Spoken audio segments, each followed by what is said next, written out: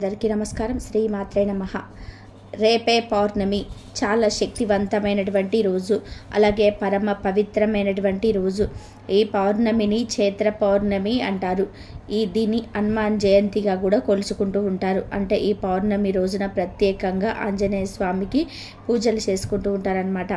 ఈ చైత్ర పౌర్ణమి చాలా చాలా విశిష్టమైనది. మనకు శనివారంతో కూడా కూడుకొని వచ్చింది కాబట్టి మన జీవిత పరంగా ఏదైనా కష్టాలు, సమస్యలు, శని దోషాలు ఉన్నా కూడా అవన్నీ కూడా తొలగిపోతాయి అని చెప్పేసి మనకు పండితులు కూడా చెప్పడం జరుగుతుంది.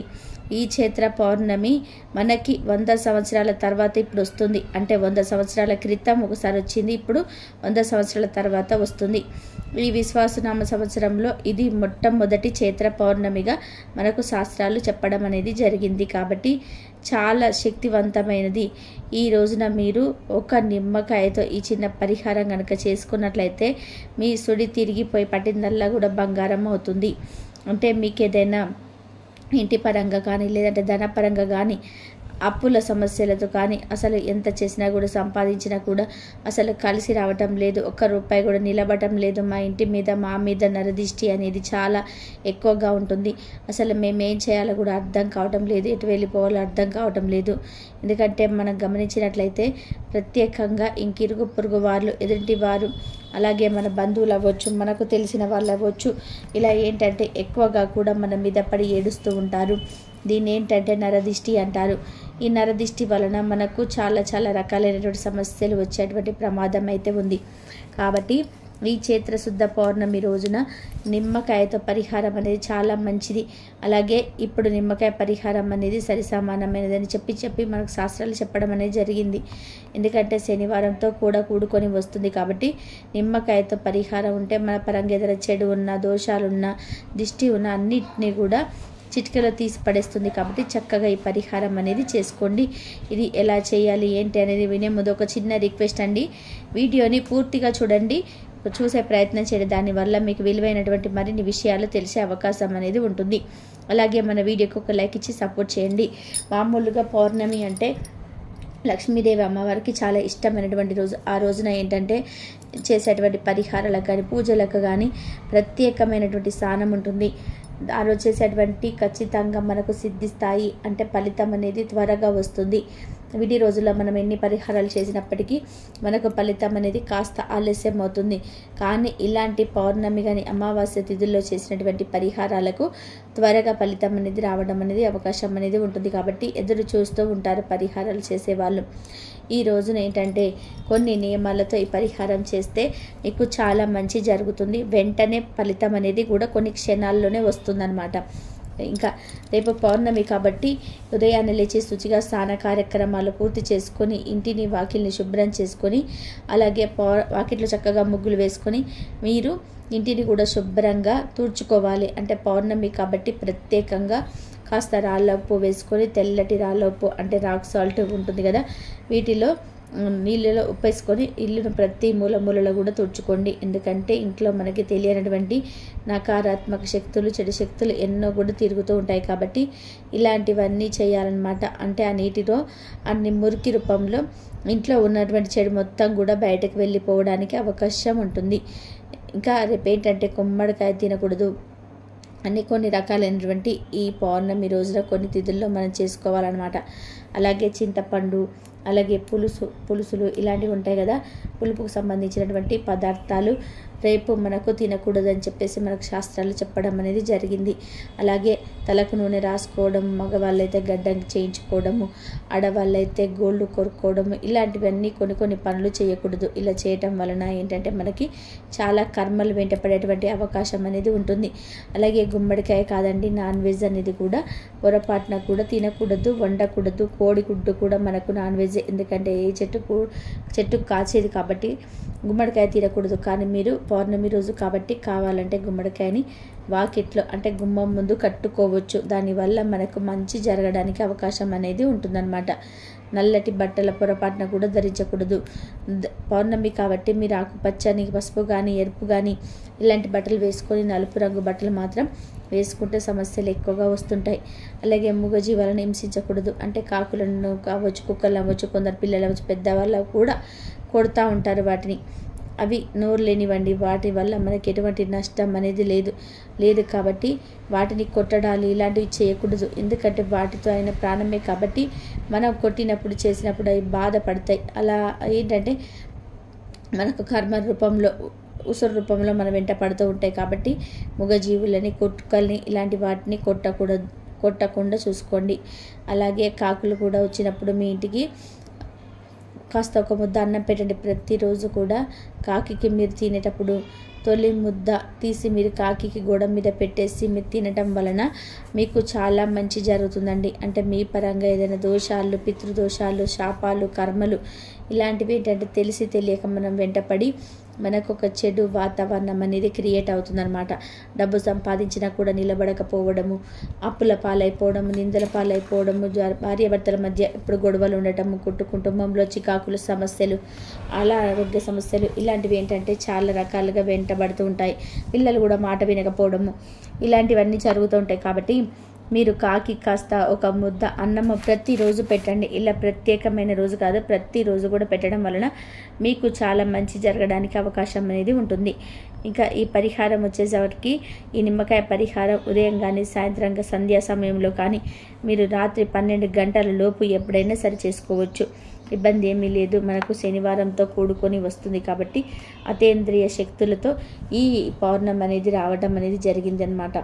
నిమ్మకాయ ఏంటంటే చాలా శక్తివంతమైనదండి. చాలా అంటే చాలామంది తెలియక అనుకుంటారు నిమ్మకాయలో ఏముందులే అని చెప్పేసి అనుకుంటారు. కానీ అలా అనుకోవడం చాలా పొరపాటు. నిమ్మకాయ చాలా శక్తివంతమైనది. నిమ్మకాయ పరమ పవిత్రమైనటువంటిది. నిమ్మకాయకి మానవుడి యొక్క జీవితాన్ని, మానవుని యొక్క తలరాతను మార్చగలిగేటువంటి శక్తి నిమ్మకాయకి అయితే ఉన్నదన్నమాట. ఎందుకంటే నిమ్మ చెట్టు మనకు దేవతా వృక్షం కాబట్టి నిమ్మ పండు అనేది మనకు ప్రకృతి ఇచ్చినటువంటి ప్రసాదం అన్నమాట. ప్రకృతి ఇచ్చిన ఒక వరంగా చెప్పుకోవచ్చు. అటువంటి నిమ్మకాయతో చేసేటువంటి పరిహారం ఏంటంటే మనకు అద్భుతంగా సిద్ధిస్తుందన్నమాట. నిమ్మకాయ అంటే ఇక్కడ ఆకుపచ్చ రంగులో ఉన్నటువంటి నిమ్మకాయ కాదండి, పసుపు రంగులో ఉన్న నిమ్మకాయని తీసుకోవాలి. ఇంకా ఎందుకంటే పసుపు రంగు అంటే నిమ్మకాయ అనేది కొంచెం మనకి చెట్టుకి పండి వస్తుందన్నమాట. అది పండి రావడం వల్ల ఆ చెట్టుకు సంబంధించిన అలాగే ప్రకృతికి సంబంధించినటువంటి కొన్ని శక్తులు ఆ నిమ్మకాయ మీద ఉంటాయి. కాబట్టి మనకు పసుపు రంగులో ఉండేటువంటి ఒక నిమ్మకాయ తీసుకోవాలి. నిమ్మకాయ కూడా మనకి ఎక్కడ ఘాట్లు అంటే కొంచెం కట్ అయి ఉండటం ఇలాంటివి కాకుండా మంచిగా ఫ్రెష్గా ఉండాలన్నమాట. నిమ్మకాయ బాగుండాలి.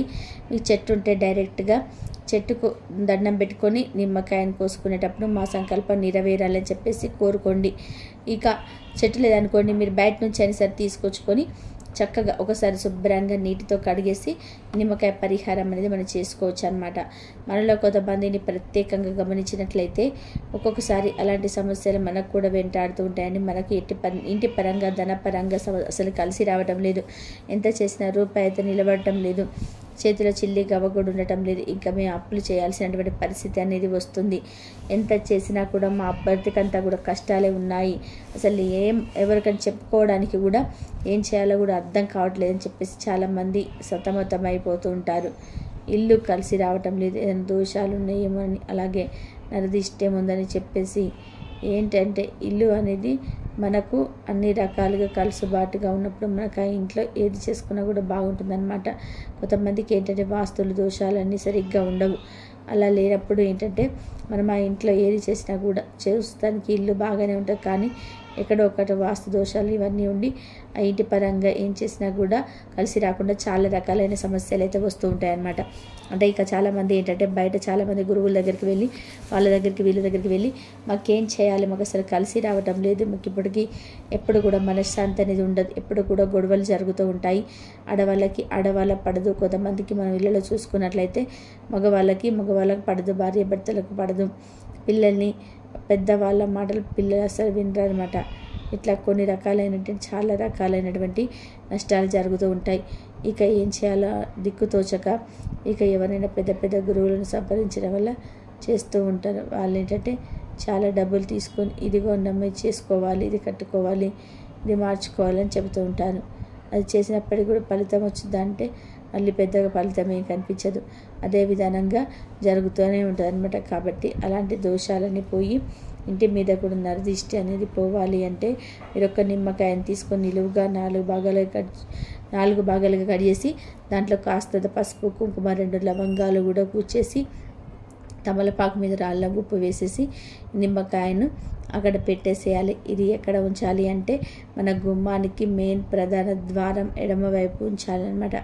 ఎడమ పక్క ఉంచాలి, గుర్తుపెట్టుకోండి. ఇది మీరు ఉదయమైనా చేసుకోవచ్చు, లేదా రాత్రి సంధ్యా సమయంలోనైనా చేసుకోవచ్చు. రాత్రి 12 లోపు ఇవి చేసుకోవచ్చు. మరుసటి రోజు దీన్ని ఉదయాన్నే తీసేసి ఎక్కడైనా పారే నీటిలో కానీ ఎక్కడ చెట్టు మొదట్లో కానీ పోసేసేయండి. ఇబ్బంది ఏముండదు. ఇలా ఉంచడం వల్ల ఏంటంటే మీ ఇంటి పరంగా ఏదైనా వాస్తు దోషాలు కానీ ఇలాంటివి ఏవైనా కలిసి రావడం లేదు, ఇంటి పరంగా అసలు బాగోలేదు, ఇంట్లో ఏదైనా చెడు శక్తులు తిరుగుతూ ఉంటాయి. అంటే చెడు శక్తులు ఎలా తెలుస్తుందంటే మంచి ఎలాగ కనిపించదు, చెడు కూడా కనిపించదు. కానీ ఇంట్లో ఎప్పుడు కూడా తరచుగా గొడవలు పడడము, తిట్టుకోవడము, కొట్టుకోవడము, ఇలా చేతిలో రూపాయి నిలబడకపోవడము, ఇలా ఎప్పుడు కూడా రకరకాలైనటువంటి సమస్యలు అనేటివి వస్తూ ఉంటాయన్నమాట. అలాంటి సమస్యలు ఉన్నప్పుడు మనకు ఆ ఇంట్లో చెడు శక్తులు ఉన్నాయని చెప్పేసి అర్థము. కాబట్టి అలా ఇంటి పరంగా ఏదైనా చెడు ఉన్నా కూడా మొత్తం బయటకు వెళ్ళిపోతుంది.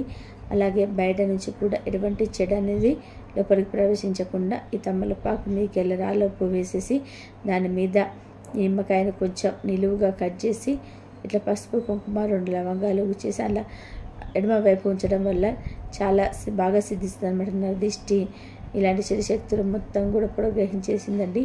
ఆ నైట్ మొత్తం చేసేసేయండి. అంటే పౌర్ణమి రోజు మొత్తం కూడా ఇట్లా చేసేయండి. మీరు ఇలా చేసేటప్పుడు కూడా నిమ్మకాయని తీసుకొని సంకల్పం చెప్పుకోండి.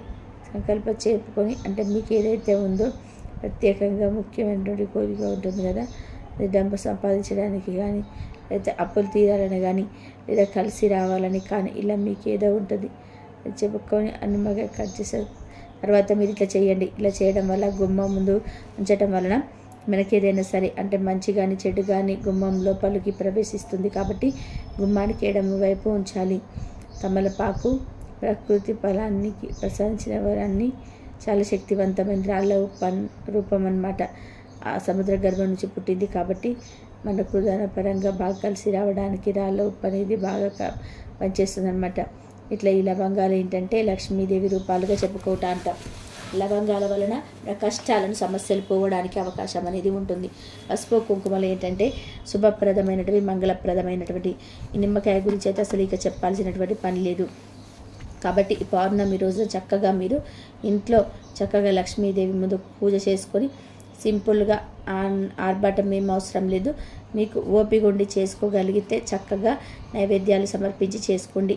ఈ పౌర్ణమి రోజున ఏంటంటే ప్రత్యేకంగా గారెలు ఉంటాయి కదా, మనకి ఆంజనేయ స్వామికి పూజ చేసుకుంటూ ఉంటారు కాబట్టి గారెలు అంటే వడలు, అరటి పండ్లు ఇలాంటివి ఏంటంటే ఆంజనేయ స్వామి దగ్గర అలాగే లక్ష్మీదేవి అమ్మవారి ముందు పూజ చేసుకొని వాటిని సమర్పించుకుంటూ ఉంటారనమాట. ఆంజనేయ స్వామికి వడలు అంటే ఇష్టం అని చెప్పేసి మనకు చెప్పడం అనేది జరిగింది కాబట్టి ఇట్లా చేసుకుంటూ ఉంటారు. ఇలా మీకు ఇష్టమైనటువంటి నైవేద్యాలు ఏవైనా సరే స్వామివారికి మన ప్రేమతో పెట్టినప్పుడు ఏవైనా మనకి స్వీకరిస్తారనమాట. అలాగే ఇంట్లో కూడా వీరేంటంటే పసుపు నీటి చల్లండి. పసుపు నీటి చల్లడం వల్ల చెడు ఏదైనా ఉన్నా కూడా తొలగిపోవడానికి అవకాశం అనేది ఉంటుందన్నమాట. ఇంకా మీరేం చేస్తారంటే ఇంకొక పచ్చి నిమ్మకాయ తీసుకోండి. ఇది రెండవ పరిహారం అనమాట. పచ్చి నిమ్మకాయ తీసుకొని ఇక్కడ నిలువుగా కట్ చేసి దాంట్లో పసుపు, కుంకుమ అట్లా అద్దండి. ఏం చేయొద్దు, అట్లా తీసుకోండి. దీనికి ఆకుపచ్చ రంగులో ఉన్నటువంటి ఒక నిమ్మకాయ కావాలి. దీన్ని తీసేసుకొని మీరు ఏం చేస్తారంటే మీ ఇంటి చుట్టూతా అంటే ప్రధాన ద్వారం ఉంటుంది కదా, ఆ ప్రధాన ద్వారం ముందర నిల్చొని ఈ నిమ్మకాయని ఇట్లా పట్టుకొని కుడి నుంచి ఎడమకి 7 సార్లు, ఎడమ నుంచి కుడికి దిష్టి తీసేసేయండి. ఇలా తీసేయడం వల్ల ఈ నరదిష్టికి ప్రత్యేకంగా ఈ పౌర్ణమి రోజున ఇలా చేయడం వల్ల చాలా శక్తివంతమైనటువంటి ఫలితం అనేది. నరదిష్టి ఎవరైతే మన మీద పడి ఏడుస్తారో అటువంటి దిష్టి వారికే తిప్పి కొట్టడానికి ఈ ఆకుపచ్చ రంగు నిమ్మకాయ అనేది దిష్టి తీసేయడం ప్రధాన ద్వారం అంటే మన ఇంట్లో నుంచే కాబట్టి, అంటే ప్రధాన ద్వారం నుంచి కాబట్టి మనకి ఏదైనా సరే జనాల చూపులు కానీ అంటే ఒక కొత్త బట్టలు కట్టుకుంటూ చూడలేరు, కాస్త నవ్వితే చూడలేరు. అసలు జనాల మైండ్ సెట్ ఏంటంటే చాలా భయంకరంగా ఉంటుంది మనం చెప్పుకుంటూ పోతే. కాబట్టి అలాంటివన్నీ కూడా పోవడానికి ఈ రెండవ పరిహారము సింపుల్గా బాగా పనిచేస్తుంది. మీకు అవకాశం ఉంటే 2 చేసుకోండి. దీనికి అంతండి 2 నిమ్మకాయలు వచ్చేటప్పటికి ఒక్కొక్కటి 5 రూపాయలు అయితే మనకు చక్కగా ఎంతో ఫలితం అనేది, ఎంతో పుణ్య ఫలితము, అన్ని రకాలైనటువంటి దోషాలు తీసుకోవడానికి ఉపయోగపడుతుంది. కాబట్టి చక్కగా 2 చేసుకోవడానికి కుదిరితే 2 చేసుకోండి, లేకపోతే ఒకటైతే చేసుకుంటే సరిపోతుంది. అలా మీరు చేసే ముందు కూడా మీరేంటంటే నిమ్మకాయను అంటే పూజ చేసుకుంటారు కదా, ఆ పూజలో పెట్టేసి దండం పెట్టుకొని మీరు చక్కగా ఈ పనంతా చేసుకోండి. చాలా బాగుంటుంది. ఈ పరిహారాలు అద్భుతంగా త్వరగా సిద్ధించడానికి, మీకు ధనపరంగా బాగా కలిసి రావడానికి, ఈ సంపాదన రెట్టింపై మీ కుటుంబం అంతా సంతోషంగా ఉండడానికి పౌర్ణమి రోజున నిమ్మకాయ పరిహారం అనేది సరి సమానమైనదని శాస్త్రాలు చెప్పడం అనేది జరిగింది. కాబట్టి ఒక 5 రూపాయల నిమ్మకాయతోటి మీ సమస్యలను ఈజీగా తీసేసుకోండి. తర్వాత అలా తీసేసినటువంటి నిమ్మకాయలు మీరు ఏంటంటే ఎవరు తొక్కని చోట కానీ, ఏదైనా చెట్టు మొదట్లో కానీ, పారే నీళ్ళలో కానీ పడేసేసేయండి. దోషమంత దరిద్రం మొత్తం కూడా క్లియర్గా వెళ్ళిపోతుంది అనమాట. అర్థమైంది కదండి ఏం చేయాలని ఏంటి అనేది. మన వీడియో నచ్చితే ఒక చిన్న లైక్ ఇచ్చి సపోర్ట్ చేయండి. అలాగే మీకు తెలిసిన ఫ్రెండ్స్కి షేర్ చేసి మన ఛానల్ని సబ్స్క్రైబ్ చేసుకొని పక్కనే ఉన్నటువంటి ఆల్ అనే బెల్ని క్లిక్ చేస్తే నేను పెట్టే ప్రతి వీడియో మీకు నోటిఫికేషన్ రూపంలో వస్తుంది. దానివల్ల మీరు మరింత సమాచారం తెలుసుకునేటువంటి అవకాశం అనేది ఉంటుంది. కాబట్టి ఒక లైక్ ఇచ్చి సబ్స్క్రైబ్ చేసుకొని సపోర్ట్ చేయగలరని మనస్ఫూర్తిగా కోరుకుంటూ మరొక